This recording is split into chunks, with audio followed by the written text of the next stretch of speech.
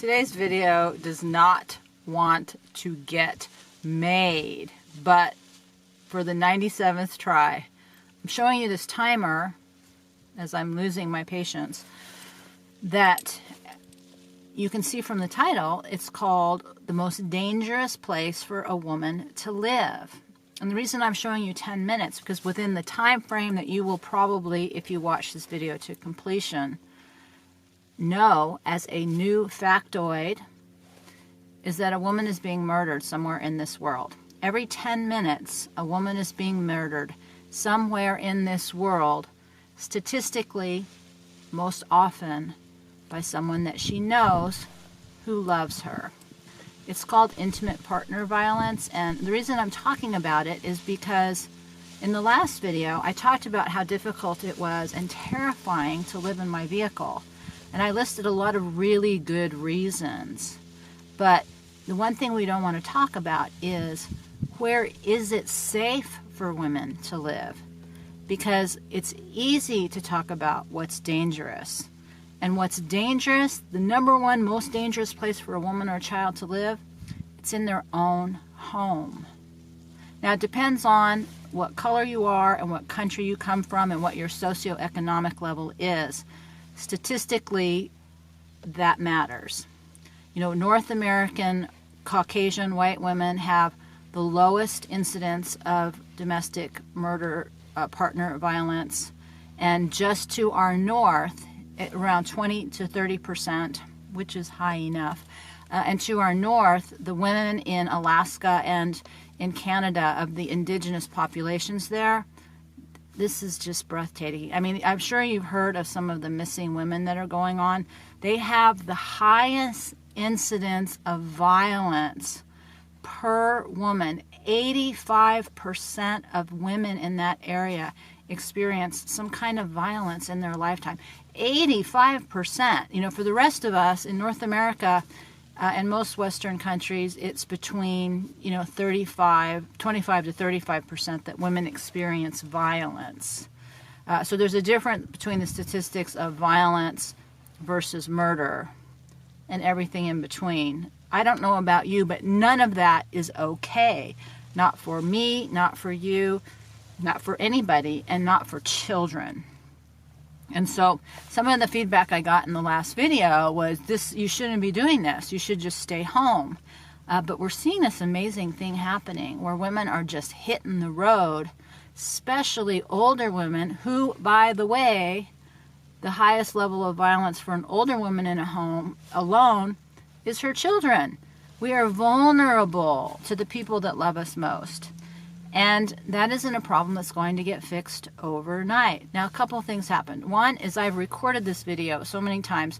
Somehow I've lost the front half. So this is me recording, hopefully, what I remember to say. And then we're going to switch over into the rest of the video. So it's going to seem a little incoherent, but it doesn't eliminate this basic fact. Now, the leading cause of death for women is almost exclusively some kind of medical disease process.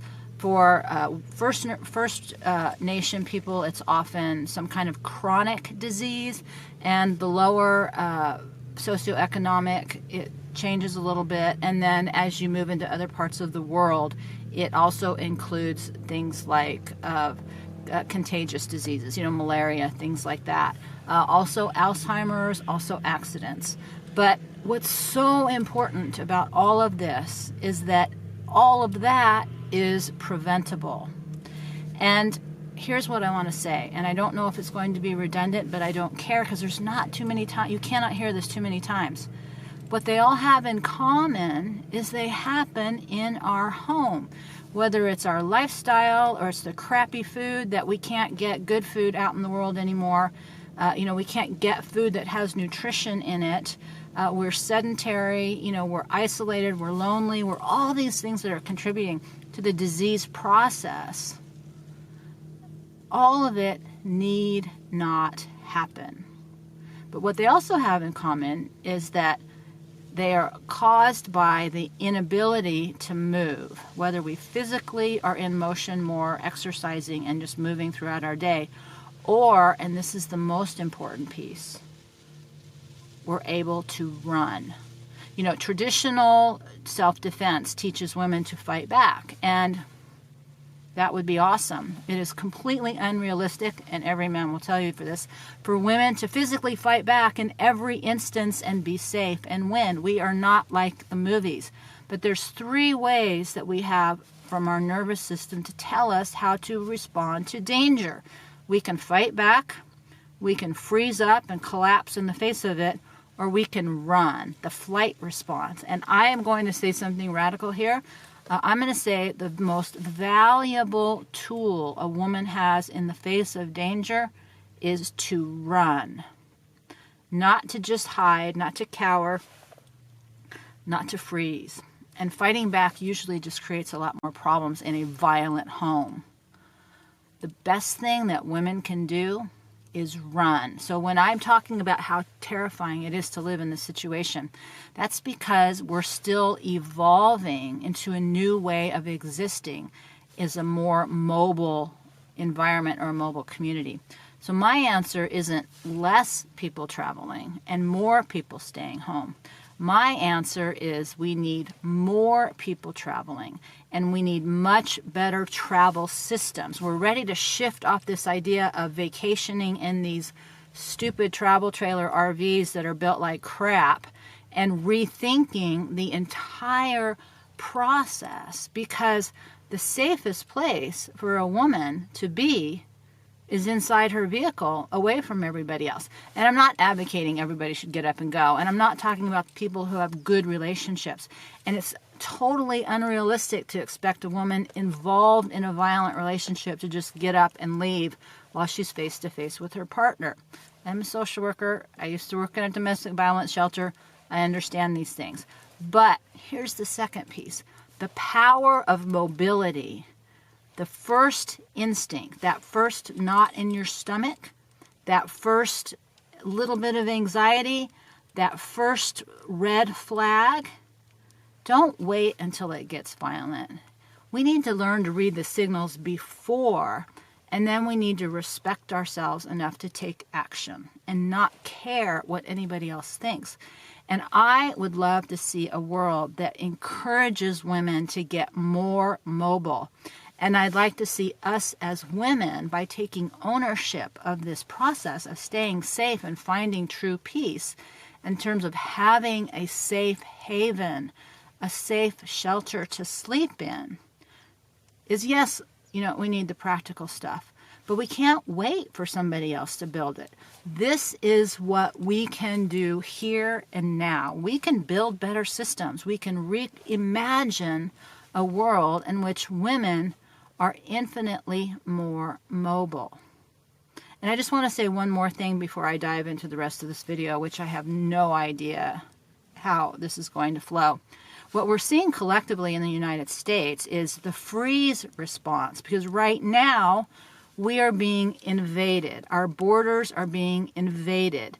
And what an abuser does to a woman is he isolates her, like we were isolated in COVID, like we were being isolated from our ability to travel, and you can't fight back, which means if you speak out, if you try to resist, if you try to do anything to fight against what's happening to us, you lose your job, you go to jail, you have your bank account seized, and it's getting to a point where there's going to be nowhere to run.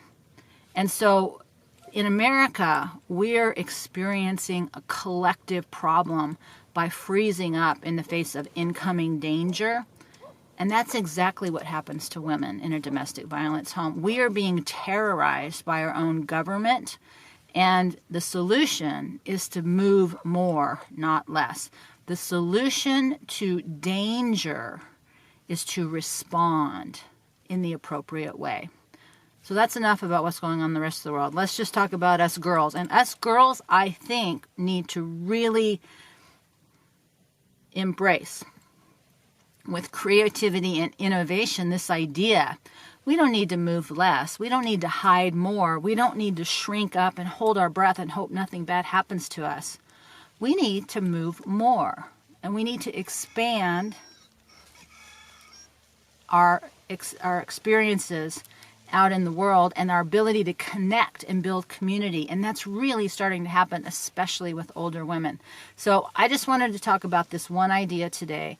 The most dangerous place for a woman to live at any age is in her own home. And the safest thing a woman can do is run. Now, back to the other part of the video. I don't even know what's going on with it today. It's been that kind of a day.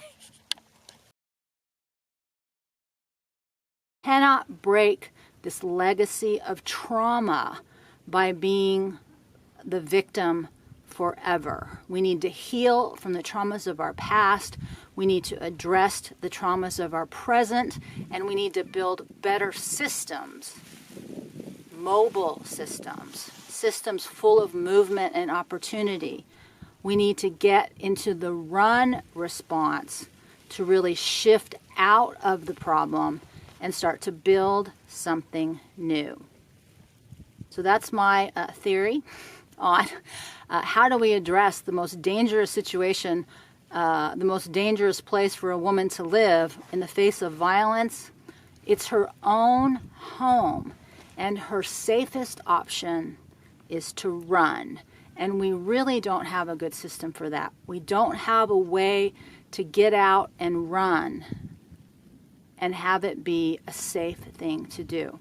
And the same things that I talked about last time, it is terrifying living this way. But you know what's more terrifying is being trapped in a house, and you will recognize this, with a knot in your stomach just waiting for that hammer to fall.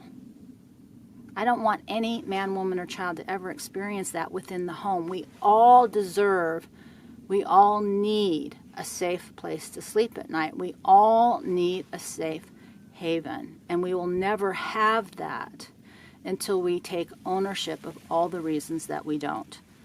So if the home is the least safe place for us to be, let's talk about that, not waiting for someone to come in and change it for us.